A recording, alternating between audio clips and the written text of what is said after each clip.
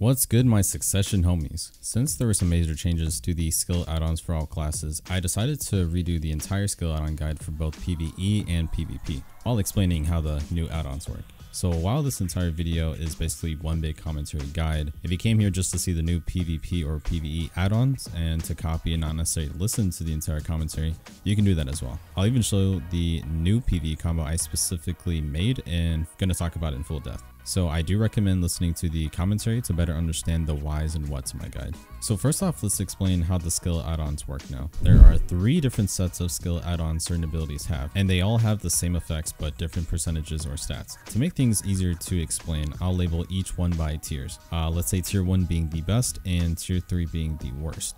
So let's take a look at these 3 different tiers. As I said before, they all have the same effects, but some are stronger or weaker comparatively. Let's take a look at the monster damage with tier 3, only having 10 monster damage add-on, then tier 2 with 20, and tier 1 with 30. The same consistency can be found in every other ability when comparing the 3. So it's obvious that you would only want tier 1 and 2 for the best stats they can give you. Now, each ability has access to only one specific tier, so I'll make a tier list of Sorc abilities and what tier they provide. As you can see, there are only 2 abilities in tier 1 with only 4 in tier 3. If you're in Succession, it's only Calamity in tier 1 and 3 abilities in tier 3. What this means is whatever tier they're in, that's the set of stats they give you.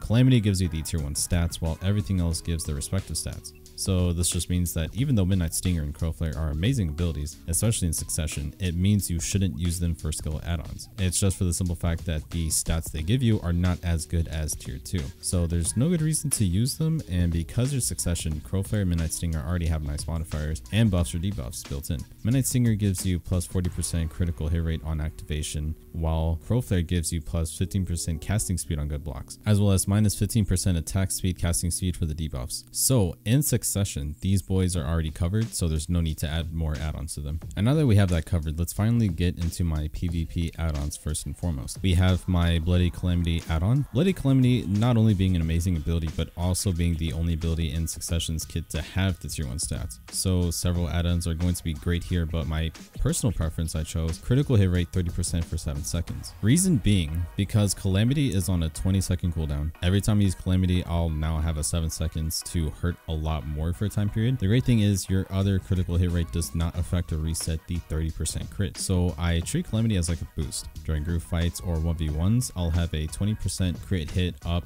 almost 24/7. And with Calamity every 20 seconds, that means I'll have a small damage spike for 7 seconds thanks to that 30%. And then I have the all DP minus 20 for targets for 10 seconds. This shit is pretty disgusting. Not only will I get a crit boost from the 30%, but I'll also lower the DP by 20. And this is just Calamity alone. If this were Bloody Dream, this shit would be insane. So the reason behind these 2 is just to maximize my damage output while also weakening them with Calamity to butter them up a bit before I possibly CC and combo them. Now in regards to other skill add-ons, one being the HP recovery nerf. Yep, this is something we gotta talk about for a bit. So with these changes, they made the highest amount of HP recovery to 15 HP per hit, which means it was nerfed by half because it used to be 30 HP per hit. And I went ahead to test how bad it is, and it was as I expected. It wasn't completely useless, but it was nowhere near half as good, or honestly, I'd give it a pass and say it heals at most half of what it used to. So honestly, here's how I would break it down. If you have less than 3k HP, this could be viable. The less HP you have, the more it seems like it heals. But if you have over 3k total HP or even stepping into 4k HP territory, then the heals would seem significantly less. So basically, you might as well swap it out for something else way stronger,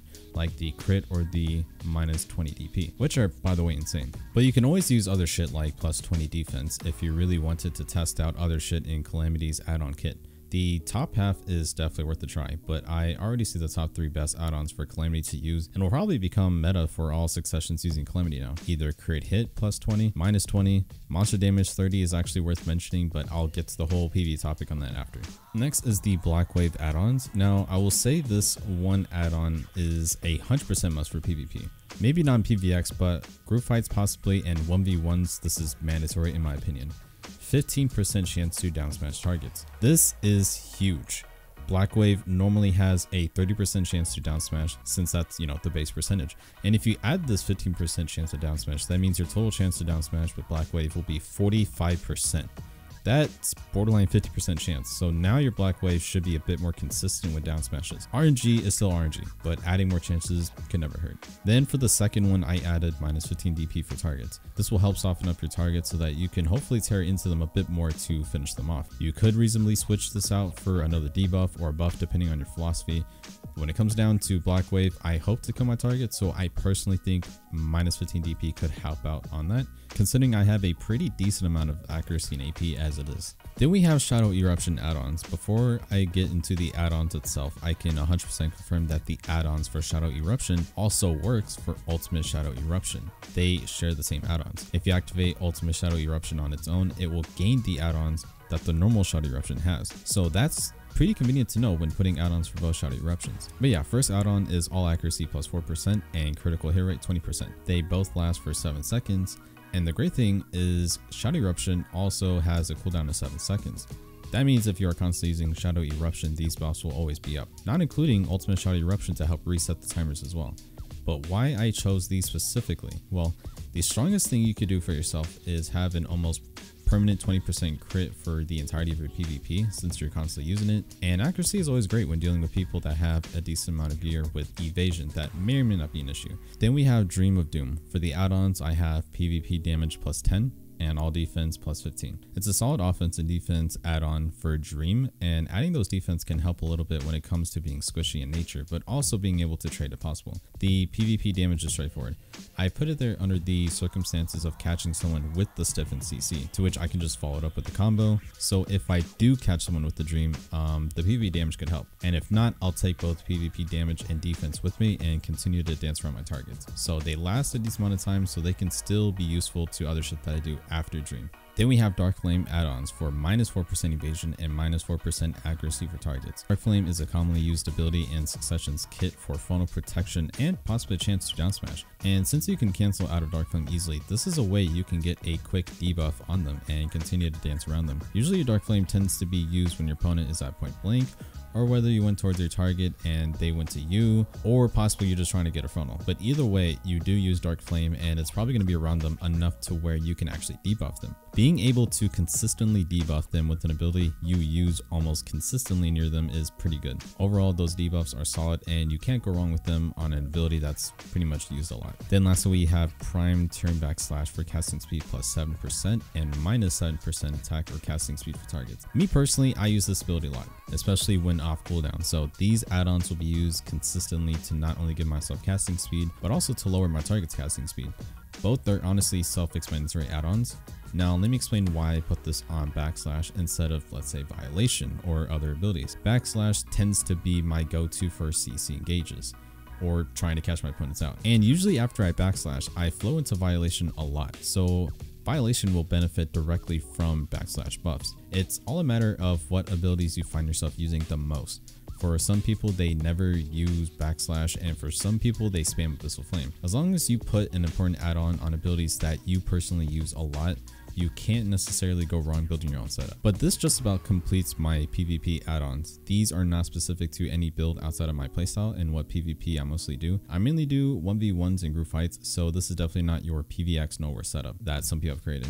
These are just Kaiju's PvP add-ons basically, so feel free to change it up and mix it up to your own secret tech. And now let's get into the PvE skill add-ons. Now this is where shit gets tricky because you can dice it 3 ways. Either you build your PvE combo first, then do add-ons, or do add-ons first, then PvE combo, or you simultaneously do both. I did both at the same time to figure out timing and cooldowns, etc. This combo is made for more optimized grinding and efficiency and not necessarily casual grind. It's going to be similar to what I showcased in my previous PvE combo guide, except that was more casual and was not super optimal for efficiency. This one is exactly made for efficiency, so this also works for my preference in AP as well. I'll do a brief rundown of the PvE add-ons and make more sense of it as I explain the PvE combo. So first up, we have the beat kick for all accuracy plus 4% and attack speed and casting speed for plus 7%. Very solid buffs and can't go wrong with them when grinding. It's always important to make sure you have a bit more of each. Then Shadow Eruption for monster damage 20 and crit rate 20. I chose Shadow Eruption as my main source for crit and monster damage. I'll show you later why that is, but these two abilities are very important to have as add-ons and needs to be put together on one of your abilities, regardless. Next is Bloody Calamity for defense plus 20 and minus 20. If I ever get to a part in my combo to activate Bloody Dream, right, and I have to pretty much make sure that I'm not wasting too much time at that point, I have to gap close. So with this, I'm hoping to do a little bit more damage with minus 20 DP for targets, but also make myself a bit thicker when I am trading damage at that point with that saves. You can honestly swap these add-ons for other shit like monster damage or crit, but it's a preference thing and mainly has to do with your PvE combo. Then we have Dark Flame with down attack and crit damage. This is only for my stars and grind since the crystals explode and puts the mobs on the ground. Down attack will not only help but also help my black wave that comes afterwards to continue down attacking since it lasts for 5 seconds. The crit damage, it's honestly just a cherry on top in my personal preference. You could swap that out for something else you don't already have on your list or you think would be better, but that's just my own personal cherry on top. Some people would say that like small percentage would make a big difference, but at this point I pretty much have everything else I already need, so this is just like it's just a nice shit I just threw in there. Then turn backslash for evasion minus 4% for targets and evasion plus 4%. It just lowers their evasion so you can hit them slightly harder, and the plus 4% will help with, well, evasion. It may not be much, but the 4% is honest work. Then finally, violation for defense plus 15 and minus 15 for targets. Pretty simple. Make yourself thicker while making them weaker, which is good because my violation comes before Dark Flame and Black Wave, which would be good since they will benefit from these buffs as well. Overall solid thing to put on your abilities for PvE. Okay, so that was a brief summary of my PvE add-ons, and before I can get technical with my add-ons, now I'm going to show you my new PvE combo that's fully optimized for efficient grinding. So first you'll start off with Midnight Stinger, Shift and LB, then hold Shift and F for Scattering Eruption Cancel, then Shift and X for Shadow Ignition, then you go into Crow Flare E, into B Kick R&B, into backslash C, and hold C for Violation. Then after the pop, hold S, LB, and R&B to Dark Flame. Then here I like to reposition with an iframe, then follow up with another Midnight Stinger, Shift and LB. Then immediately into Black Wave, S, R&B, LB. Then after the fourth wave, hold F for the pop, then W and LB for Ultimate Shadow Eruption. Then press E for Crow Flare again, then hold space for Bloody Calamity. Then you'll do the Bloody Dream by pressing L and B, then Shift and E for Dream of Doom. Let go of Shift and E, then press L and B to throw it. Afterwards, you'll Midnight Stinger, Shift and L and B, then hold Shift and F for Scattering Eruption Cancel, into Shadow Ignition, Shift and X, into Engulfing Shadow, Shift and Z. Then hold S and C for backslash, then hold C for Violation, then into Dark Flame with S, L and B, and RB.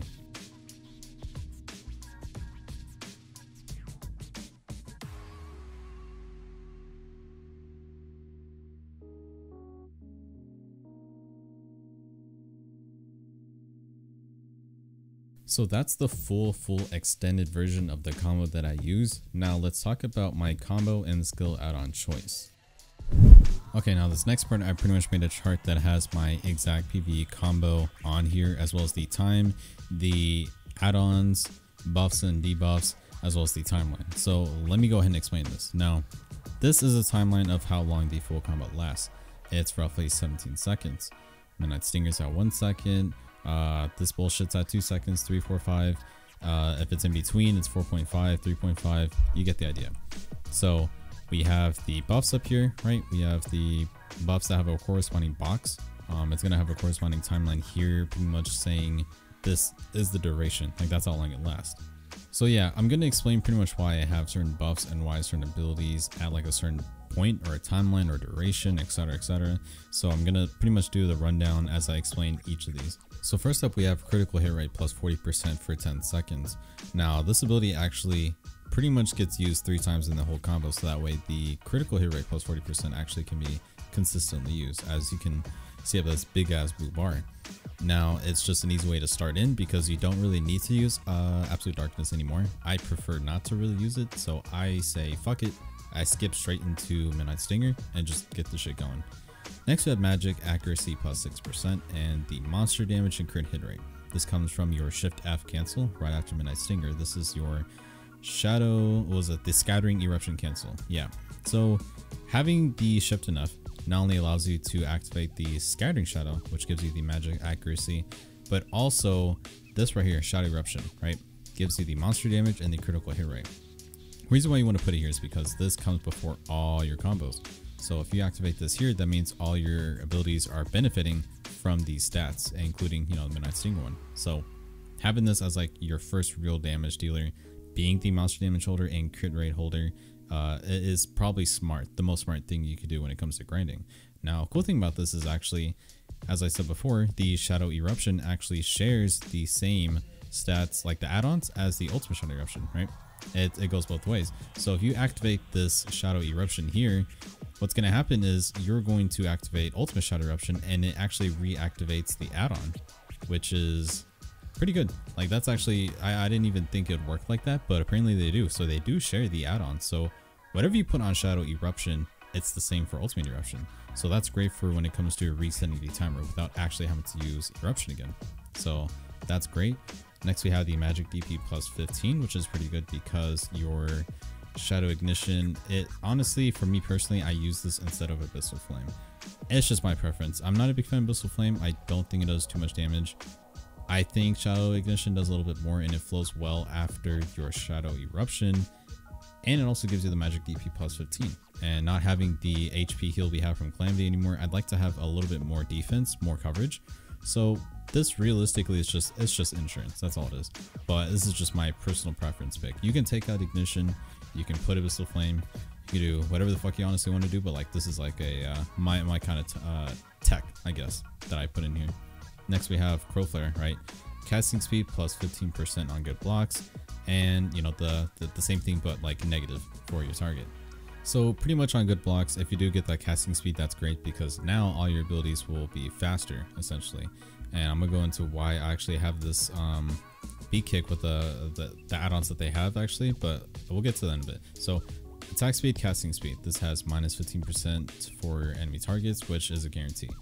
It's great, slows down your mobs, they're not going to attack you as fast. That just comes with Crow Flare, like that's just how it is. This isn't an add-on, by the way. And then we have Beat Kick. This one has the all evasion rate, this just comes with it.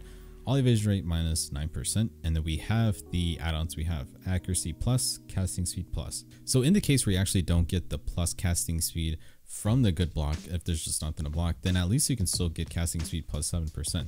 So if you do get the casting speed 15, great. If not, at least you can get 7. That's the point. And more accuracy is great for more accuracy. It's just going to help you overall do a little bit more damage, and 4% is going to be not bad. Then we go into backslash with all evasion minus 4 and plus 4. Again, simple. It's a positive, negative. It's just the same shit. Do a little bit more to them so they can do slightly less to you.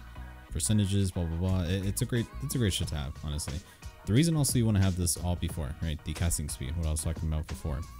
Having this casting speed on B-Kick is good because what are some abilities Succession does? They usually takes a while. Like it's not a quick ability. It's not a Crow Flare. It's not an Eruption, Midnight, Ignition. No, these are all quick. It's going to be Dark Flame and Black Wave, as you can see by the timeline. These abilities take a while. They probably take maybe like a second and a half, maybe 2 seconds each. And casting speed is going to help speed that bitch up. So it doesn't really make sense to have casting speed before your quick abilities that are already quick. It's not going to be that much quicker. But long durated abilities that are like maybe 2 seconds tops, yeah, this shit's going to actually help a little bit. 15% is going to be the biggest help. And if you don't get it, like I said, it is what it is. But that helps. And the all evasion from your backslash as well is pretty good because, again, adding evasion to yourself is never a bad idea. And reducing it by percentage is good because then you can just, you know, do a little bit more. Then for violation, we have the all defense, all DP, magic DP. Again, this shit is like pretty good. When you're using violation, actually, this is around the time that I actually do a lot of damage. I almost could kill a lot of my camps with violation alone. And if not, usually Dark Flame is the finisher. But in any case, this is good because they have these buffs and they last for a good amount of time, 10 seconds. All DP minus 15, all magic DP minus 15. This is going to hurt the mobs as you're dealing damage with violation, and if you actually don't end up killing them, Dark Flame is going to hurt because of these buffs. So these are going to be pretty good. They help a lot. It's very useful to have these before. I just call them like the monster shredders as Dark Flame and Black Wave. So they're both going to benefit from these pretty nicely. Then of course you go into Dark Flame with the down attack and critical hit damage. Now, hear me out. This is only for Starzen. I really only just grind Starzen at the moment. I don't do Sakraya, Hystria. I don't do other spots at the moment. This is kind of, it's not that this is like made for Starzen, but this is just the one add-on that I have for Starzen. It's a down attack. You're not getting down attacks on mobs that aren't actually on the ground, right? because I'm at Starzin and actually do kill the crystals and they put them on the ground, then yeah, obviously down attack's gonna help. So 3% is not bad because look, it's 5 seconds, right? You get it from Dark Flame, and that bitch actually lasts for the duration of both Dark Flame and Black Wave. Both abilities do down attacks when the mobs are usually on the ground. So that shit actually is not a bad idea on paper. So I've tested it. I mean, you're not going to really be able to visually see the difference, but having that plus 3% is viable when you're Starzin. Critical hit damage, don't get me wrong. It honestly, 3%, like what is this going to do, right? But I put this there because again, it's the cherry on top. It's not meant to be a huge game changer. It's whatever. It's 3%, right? But it's critical hit damage period plus 3%, so it can't be that bad when you're using it for Dark Flame and Black Wave to for sure kill your camp, right? It's just an add-on. Like, you can swap this out for anything else. Anything else you can add isn't really going to make that big of a difference because you already have everything else you need in terms of add-ons, buffs, and debuffs. So again, this is just like a cherry on top. Then lastly, for Bloody Calamity, we have all DP plus 20, minus 20, accuracy rate minus 12%. Again, if I ever get to this point where I have to use Bloody Dream, then yeah, I would at least want them to be weakened, and minus 20 DP is going to help with that, and adding, you know, plus 20 DP is also going to help my survivability at that point if I do take SA trades. That's pretty much like, that's the explanation for that. It's just, if I get to this point, I don't want to spend like 17 fucking seconds at a camp, so I need to like go. So minus 20 DP kind of helps make these targets a bit softened up, so that way I can just finish the job. And that, like, that's just the base pretty much commentary, I guess if you will, or guide or explanation of like the chart. The chart kind of explains itself for the most part as to why I do a lot of things. It has the timeline, it's got the seconds, the exact order, all your stuff in the, I guess we'd call it the legend for if this was like an actual chart. But yeah, each ability again has like a use, has a purpose before and after. The timeline also helps, gives you an idea of like the juicy parts of your grind. And I pretty much explained like, yeah, why we use the eruption cancel, why I personally use ignition, why I put certain things on certain abilities, etc, etc. Yeah, again, it doesn't really need that much explanation. I think once you get a good grasp of it, it's just really nice to look at, to visually see what a combo looks like with what add-ons and, you know, the timeline duration. But yeah, I'm gonna actually definitely put a link in this in the description so people can take a look at this for themselves, maybe show people. But this is like a visual representation of what I do. This would be great for people who want to take this as an example, as like a good base to follow, and maybe tweak and change shit to their own changes. Because again, this is really meant for my taste, my playstyle. Also usually grind as Starzin, so obviously I'm gonna have the Dark Flame bias with the down attack, right? So there are gonna be stuff you probably want to change, 1 or 2 things.